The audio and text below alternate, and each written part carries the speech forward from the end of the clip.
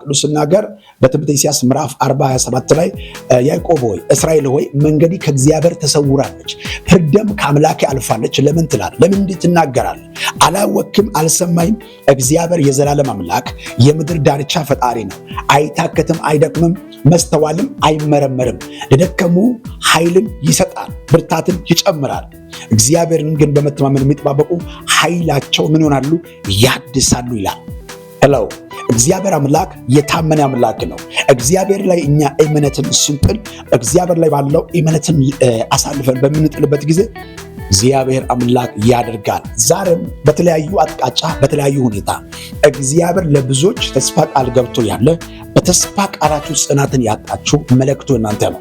እግዚአብሔር አምላክ ከተናግሮበት ዘመናቶችን ቢቆጥር እግዚአብሔር አምላክ ተናግሮበት ዓመታቶችን ቢቆጥር እግዚአብሔር አምላክ ተናግሮ ዋጋ የሚያስከፍል ነገር ቢኖር እግዚአብሔር አምላክ ተናግሮ አስተያየት ሰጪ ቢበዛ እግዚአብሔር አምላክ ተናግሮ ነገሮቹ አልከፈት ብል እግዚአብሔር እንደተናገረ ይፈጽማል። እግዚአብሔር እንደተናገረ ይሰራል። እግዚአብሔር እንደተናገረ ወደ ፍጻሜ ያደርሳል። እግዚአብሔር እንደተናገረ የተናገረውን ተስፋ ቃልን ይፈጽማል።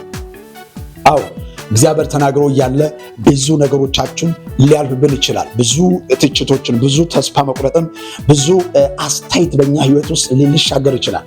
ዛሬ ግን አንድ መልእክት አለኝ። ተስፋ ለቆረጠ ሰው፣ ቃል ላለው ሰው አንገትህ ቀና የምትልበት እግዚአብሔር ለአንተ የነገረውን ተስፋ ቃልን ሰንቀ ለምስጋና የምትቆምበት ጊዜ ደርሷል።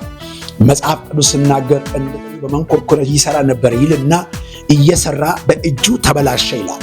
አልተጨናነቀም። በእጁ ሲበላሽበት ሰክለው እየሰራ ያለው ስራው ሲበላሽ አልተጨናነቀም።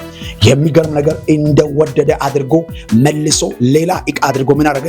ሰራ ይላል። ኮማሼላ አዳሃቡሻ ሰራ ነው ምለው። አየ የኛ ነገር በእግዚአብሔር እጅ ላይ ሲሆን፣ ያንተ ነገር በእግዚአብሔር እጅ ላይ ሲሆን፣ ያንተ ነገር በአምላክ እጅ ላይ ሲሆን፣ በማይመች ነገር ላይ፣ ዋጋ በሚያስከፍል ነገር ላይ፣ አቅም ላይ፣ ጉልበት ላይ፣ ተስፋ በቆረጥክበት ነገር ላይ ታምራት ይሆናል።